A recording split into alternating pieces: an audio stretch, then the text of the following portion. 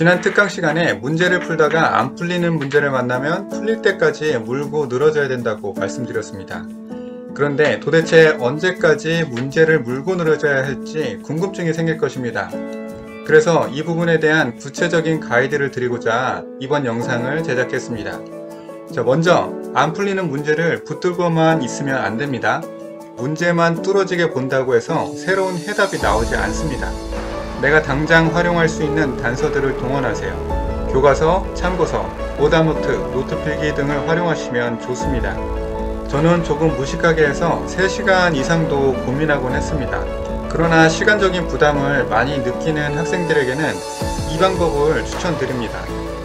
일단은 15분에서 30분 정도 고민하세요. 그렇게 했는데도 방법을 찾지 못했다면 그 문제는 넘어가는 것입니다. 그리고 지금부터가 중요합니다. 틈이 날 때 그 문제에 대해서 생각을 떠올리세요. 그리고 다음날 다시 똑같이 도전하세요. 이렇게 3번 이상 반복합니다.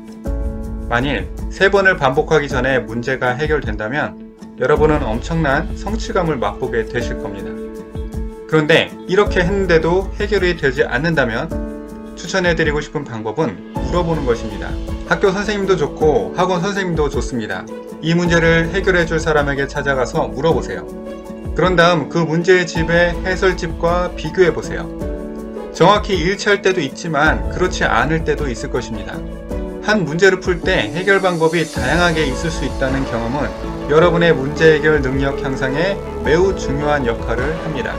만일 물어볼 환경이 안 된다면 해설지의 도움을 받아야겠죠. 그런데 3번 이상의 사이클을 돌려가며 많은 고민을 해왔다면 해설지를 보는 순간 아 맞아! 라고 외치며 문제를 풀게 될 것입니다.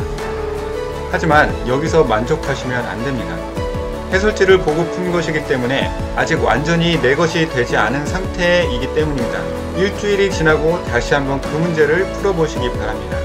이 학습 방법이 매우 효과적일 수밖에 없는 이유가 있습니다. 지난 특강 시간에 우리의 뇌는 반복적인 것 그리고 고생을 많이 해서 얻은 지식을 장기 기억화한다고 했습니다. 이 방법을 반복하게 되면 여러분들의 뇌는 개념과 원리를 바탕으로 어떤 유형의 문제도 처리할 수 있는 능력을 갖춰가게 될 것입니다. 그런데 이런 질문이 나올 수 있어요. 저는 모르는 문제가 너무 많아서 그렇게 하려면 너무 시간이 오래 걸려요. 자, 결론부터 말씀드리면 이런 경우는 아직 문제를 많이 풀 단계가 아닌 상태입니다. 지난 특강 시간에 문제풀이는 배운 지식을 바탕으로 응용하는 과정이라고 설명드렸죠. 그러니까 문제를 푸는 족족 막힌다는 것은 아직 내용에 대한 지식 수준이 낮다는 것을 의미합니다. 따라서 여러분이 이런 상황이라면 지금 많은 시간을 쏟아야 하는 것은 문제풀이가 아니라 내용 이해입니다.